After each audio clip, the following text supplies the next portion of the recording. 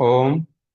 क्रांति कुंज गुरुकुल में सभी का स्वागत है। तो डाइट एंड न्यूट्रिशन हम पढ़ रहे थे, जिसमें आपका अगला टॉपिक आता है वाटर एंड फाइबर्स। कि जो आप पानी पीते हैं उसका शरीर में क्यों क्या रोल है, और फाइबर्स जो हम पढ़ के आए हैं पीछे, कि जिनका डाइजेशन तो नहीं होता है फिर भी इनका शरीर में क्या रोल है, तो इसके बारे में हम चर्चा करेंगे। चलिए शुरू करते हैं। पहला आता है इसमें वाटर। अब वाटर का केमिकल फॉर्मूला आप सभी को पता होगा कि H2O होता है। दो हाइड्रोजन के आयन और एक ऑक्सीजन का। कोई भी कार्बन का इसमें नहीं होता रोल, तो इसलिए इसको इनऑर्गेनिक कंपाउंड बोला जाता है। अकार्बनिक तत्व ये होता है अकार्बनिक, जिसमें कार्बन नहीं होता। क्या क्या रोल है? प्रोटेक्टिव न्यूट्रिएंट से ही, कि शरीर में प्रोटेक्शन का काम ये करता है। जो भी शरीर की आपकी सेल्स हैं उनको प्रोटेक्ट प्रोटेक्ट करता है ये। क्योंकि जो आपकी बॉडी का पूरा कंटेंट है उसमें से लगभग 70 to 72% ये पानी से बना है आपका शरीर। तो इसलिए जब पानी कम पीते हैं तो बाकी सेल्स के ऊपर उसका इफेक्ट आता ही आता है। जो इसकी पीएच होती है प्योर वाटर की, वो 7 होती है। जो शुद्ध पानी होगा वो ना एसिडिक होगा और ना एल्कलाइन होता है। ठीक है, न्यूट्रल पीएच भी बोलते हैं इसको। अब क्या क्या इसके कंटेंट हैं, बॉडी में कितना होता है नॉर्मल अगर ह्यूमन बॉडी है, तो अडल्ट्स में जो परसेंटेज है इसकी वो थोड़ी सी ज्यादा होती है। Approx 70 to 72% of water. पूरी शरीर का आपका 70 से 72% जो हिस्सा है वो पानी से बना है। बच्चों में थोड़ा सा कम होता है, अप्रोक्स 60%। क्योंकि बच्चों में डेवलपिंग स्टेज उनकी होती है, तो बाकी सारी चीजें उसमें थोड़ी सी ज्यादा मात्रा में होती हैं जो शरीर के विकास में सहायक होती हैं, कि जैसे कि प्रोटीन का कंटेंट हो गया, तो ये उसमें ज्यादा होता है। अडल्ट्स में पानी की थोड़ी सी मात्रा ज्यादा होती है। अब क्या क्या फंक्शन होते हैं इसके शरीर में? शरीर को पानी का आपको पता ही होगा। पानी की अगर कमी हो जाए तो डिहाइड्रेशन, स्किन पतली हो जाती है, ठीक है, लूज हो जाती है, पाचन तो अच्छे से नहीं हो पाता। जिस अगर किसी को बुखार हो जाता है तो ठंडे पानी की पट्टियां रखते हैं, यानी कि ये तापमान के नियंत्रण में भी सहायक है। जब थोड़ा सा इन्फेक्शन बॉडी में हो जाता है तो हम ज्यादा मात्रा में पानी पीते हैं, ताकि वो यूरिन के माध्यम से और पसीने के माध्यम से वो जो टॉक्सिन्स हैं उस बीमारी को करने वाले, वो शरीर से बाहर निकल जाएं। तो यानी कि ये बीमारियों से ही बचाता है। तो यही सारे इसके फंक्शन हैं। और अगर लो यूरिन आउटपुट हो जाता है तो इसका मतलब क्या है? कि आपकी बॉडी में पानी की कमी हो गई है, डिहाइड्रेशन की सिचुएशन आ गई है। और कौन सी चीजें हैं जो एडीएच, एक हार्मोन करके आए हैं हम, जब हमने एंडोक्राइन सिस्टम में किया था एनाटॉमी में, तो उसका लिंक इस वीडियो के डिस्क्रिप्शन में आपको मिल जाएगा। तो उसको देख भी सकते हैं अगर किसी ने नहीं देखी है। नहीं तो सेपरेट प्लेलिस्ट बनी हुई है उसकी, आप आराम से उस वीडियो को ढूंढ सकते हैं। तो एडीएच, एंटी डायूरेटिक हार्मोन, इसका क्या रोल रहता है? पोस्टीरियर पिट्यूटरी से सिक्रेट होता है। इसी को हम दूसरे शब्दों में वैसोप्रेसिन भी बोलते हैं, दूसरा नाम है इसका। कि जब एडीएच आपकी बॉडी में कम सिक्रेट होता है, यानी कि इसका लेवल क्या हो जाए, कम हो जाए, तो इसका कम लेवल होने का मतलब क्या है? कि ये पानी की जो रीअब्जॉर्प्शन है, पानी जो वापस से शरीर में एब्जॉर्ब होता है, जो बाहर निकलना है यूरिन की फॉर्मेशन में, तो उसको ये मैक्सिमम दोबारा शरीर में अवशोषित करवा लेता है, एब्जॉर्ब करवा लेता है। और अगर ये एडीएच का लेवल ही कम हो जाएगा तो यानी कि आपको यूरिन ज्यादा आएगा, ज्यादा मात्रा में आपको यूरिनेशन के लिए जाना पड़ेगा। और अगर इसकी मात्रा शरीर में बढ़ जाए, एडीएच लेवल अगर इंक्रीज हो जाए, तो यूरिन आउटपुट क्या हो जाएगा, कम हो जाएगा। अब ये कॉमन सेंस की चीज है, अगर आप पानी ज्यादा पिएंगे तो एडीएच का लेवल जो है वो कम सिक्रिएट होगा, और कम सिक्रिएट होगा तो यूरिन आपका ज्यादा आएगा। और जब आपके शरीर में पानी की कमी हो जाएगी या फिर आप लंबे समय तक पानी नहीं पिएंगे, तो एडीएच का लेवल आपके शरीर में इंक्रीज हो जाएगा, और वो पानी को दोबारा से, जो यूरिन के माध्यम से निकलना था, उसको दोबारा से एब्जॉर्ब कर लेगा, जिसके बाद यूरिन जो है वो कम आएगा। तो ये था आपका एडीएच का रोल। अब इसके फंक्शंस क्या क्या आते हैं पानी के, तो वही हैं जो सारे हम करके आए हैं। ह्यूमिडिटी, नमी थोड़ा सा प्रोवाइड करता है।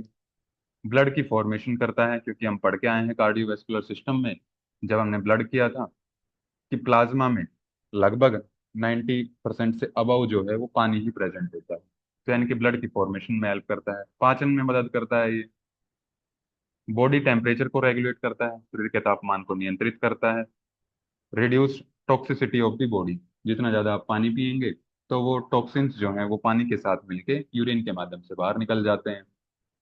प्रोटेक्ट्स फ्रॉम एक्स्ट्रा हीट, अगर ज्यादा गर्मी आपके शरीर में हो गई है तो आप पानी पी लीजिए या फिर ठंडी पट्टियां रख लीजिए, आपके शरीर का तापमान जो है वो नियंत्रित हो जाएगा। ट्रांसपोर्ट ऑफ न्यूट्रिएंट्स, जो भी आपके शरीर में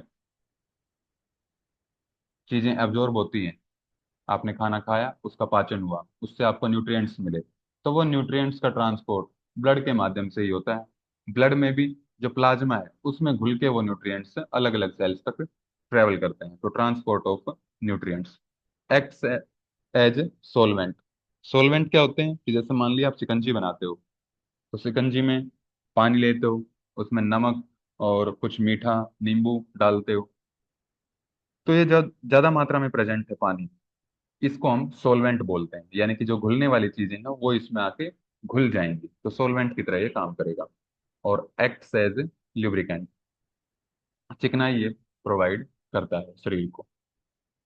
तो ये थे इसके फंक्शंस। अब अगर इसकी कमी हो जाए तो क्या रोग होंगे, और अगर आप पानी ज्यादा पी लो तो उसकी वजह से क्या रोग होंगे। अगर पानी कम पिएंगे, यानी कि इसको सिंपल लैंग्वेज में हम पानी की कमी भी बोल सकते हैं, डिहाइड्रेशन को।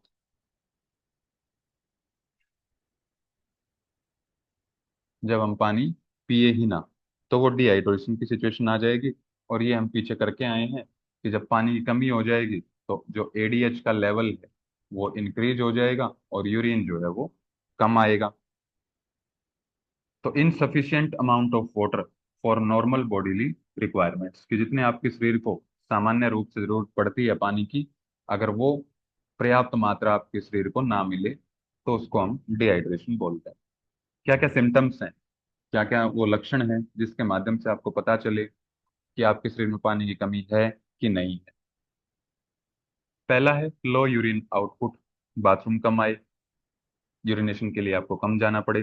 पहले आप जाते थे 10 से 12 बार दिन में, अब जा रहे हैं मुश्किल से 2 या 3 बार, तो मतलब पानी की कमी है आपके शरीर में। ठीक है। थकान शरीर में होने लगती है, क्योंकि मेन कंटेंट है ये बॉडी में, 70% इसका हिस्सा पानी है, और पानी की कमी ही हो गई है तो आपके शरीर में थकान हो जाती है। कंफ्यूजन, कंफ्यूज रहता है, कुछ भी समझ में नहीं आता है उसको। मूड चेंजेस होने लगते हैं, चिड़चिड़ा वो हो जाएगा। और क्या क्या सिम्टम्स हो सकते हैं इसकी वजह से, इसी में आप और भी चीजें, स्किन ड्राई हो जाएगी, ड्राई स्किन, त्वचा रूखी हो जाएगी, कि आप नाखून से स्किन के ऊपर निशान लगाओ तो लाइन ड्रॉ हो जाएगी सफेद रंग की, तो मतलब उसमें पानी की कमी है। ठीक है। अलग अलग स्किन डिजीज हो जाएंगी, वो हम रोग में करेंगे। तो किडनी स्टोन, ये पहली बीमारी है जो पानी की कमी से हो जाएगी, आपके जो गुर्दे हैं उसमें पथरी बन जाएगी। जीबी स्टोन, यानी कि गोल ब्लैडर में स्टोन बन जाएगा।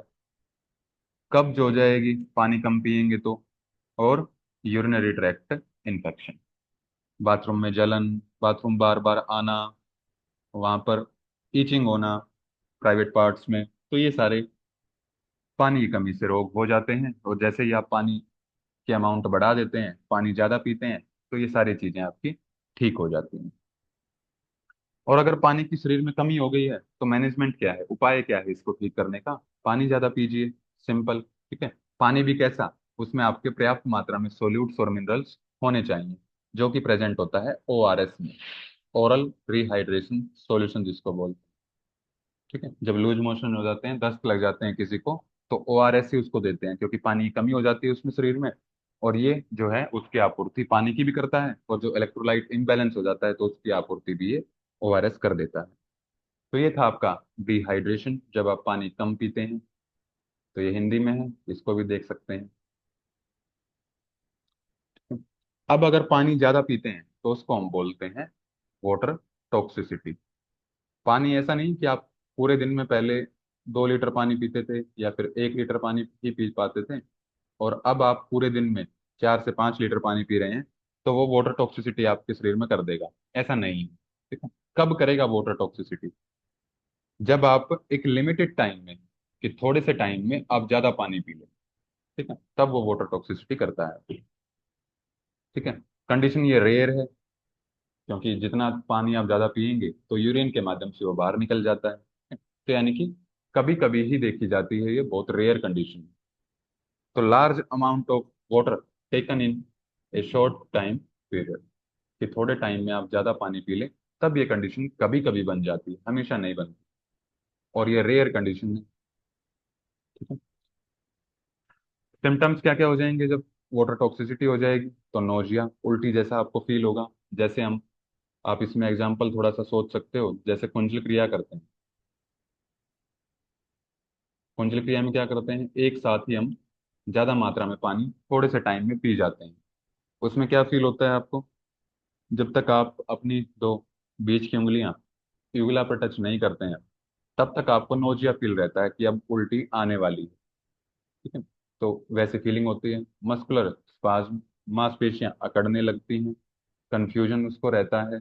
और दौरा भी उसको पड़ सकता है अगर वाटर टॉक्सिसिटी हो गई है तो। ठीक है। इलेक्ट्रोलाइट उसका इम्बैलेंस हो जाएंगे। डिजीजेस क्या क्या हो जाएंगी इसमें? डिजीज एक तो यही पड़ी है, इलेक्ट्रोलाइट इम्बैलेंस। और दूसरा, जब पानी ज्यादा मात्रा में हो जाएगा, पानी में ही सारे मिनरल्स घुले होते हैं। जैसे पिछले वाले लेक्चर्स में हम मिनरल्स करके आए हैं, तो उसमें हमने दो जो हैं वो मेन पढ़े थे मिनरल्स, सोडियम और पोटेशियम। तो जब ये एक तो 100 ml में प्रेजेंट हो, मान लिया 100 मिलीग्राम, 100 ml में 100 मिलीग्राम ये प्रेजेंट है। ठीक है। वैसे इनकी 4 से 5 जो है ग्राम होती है इनकी। तो फिर भी एक आइडिया समझने के लिए एग्जांपल ले रहे हैं कि 100 ml में मान लिया पहले नॉर्मली प्रेजेंट होते हैं 100 मिलीग्राम। अगर 100 पानी की मात्रा आप बढ़ा दो, हो गया है 500 ml। लेकिन सॉल्यूट्स या फिर जो ये मिनरल्स हैं ये 100 मिलीग्राम ही है। तो मतलब क्या हो जाएगा? Electrolyte imbalance. और क्या हो जाएगा कि सोडियम को हम बोलते हैं नेट्रीमिया, नेट्रीमिया इसके लिए वर्ड यूज करते हैं हम। तो यानी कि सोडियम की शरीर में कमी हो जाएगी, जिसको हम बोलते हैं हाइपो। हाइपो मतलब कमी। नेट्री जो वर्ड यूज करते हैं ये सोडियम के लिए करते हैं। और ईमिया मतलब ब्लड। तो ब्लड में सोडियम की कमी। और जो इसके लिए पोटेशियम के लिए यूज करते हैं, इसको बोलते हैं हम हाइपो कैलेमिया। तो ये कंडीशंस इसमें बन जाती हैं। ठीक है। तो इलेक्ट्रोलाइट इम्बैलेंस, उसमें भी सबसे मेन है इसमें हाइपोनेट्रेमिया। ठीक है। Low sodium level in the blood, क्योंकि जो कैल्स सॉरी पोटेशियम होता है ये मेनली सेल के अंदर प्रेजेंट होता है।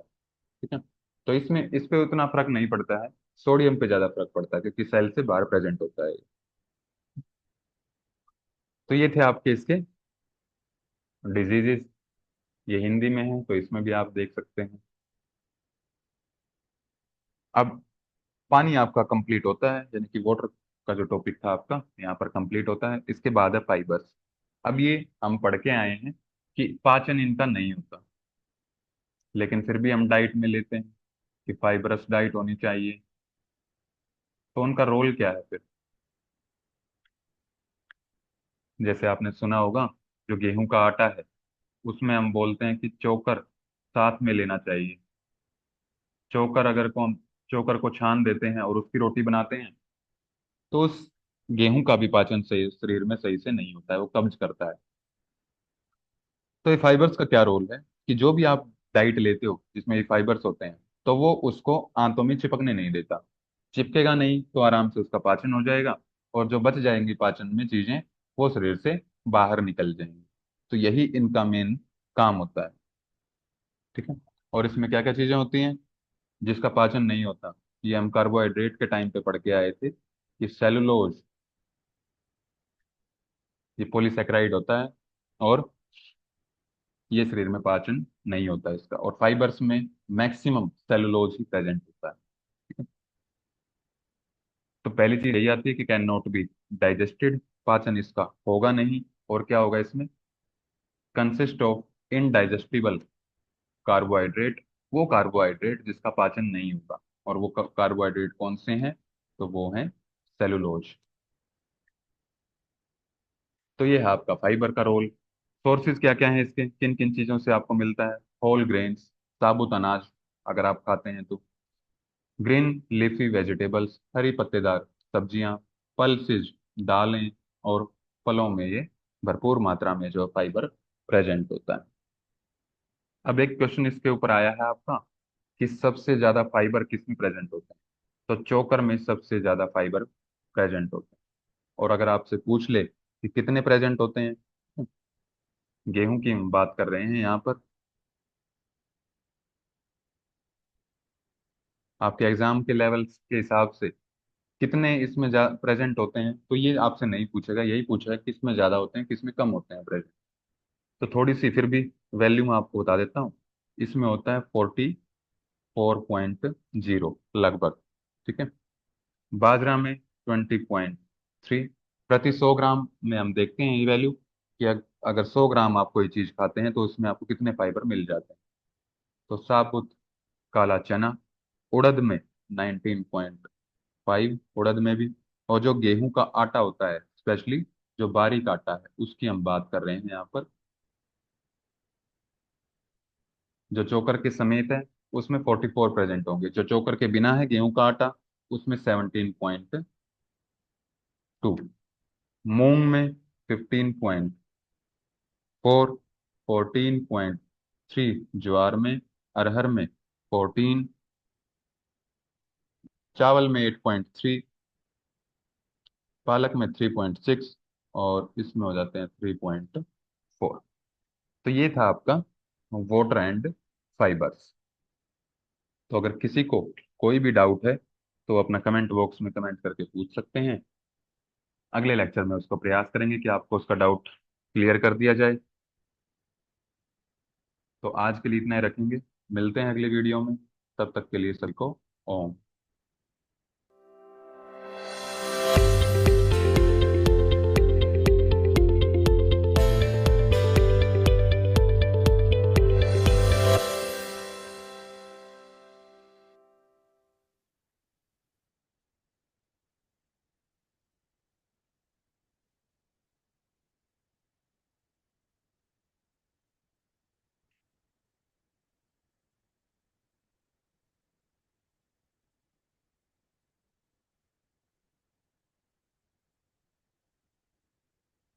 कल करेगा मोटर न्यूरॉन के पास, लास्ट रिसेप्टर के पास वो पहुंच जाएगा। तो अब इसमें देखते हैं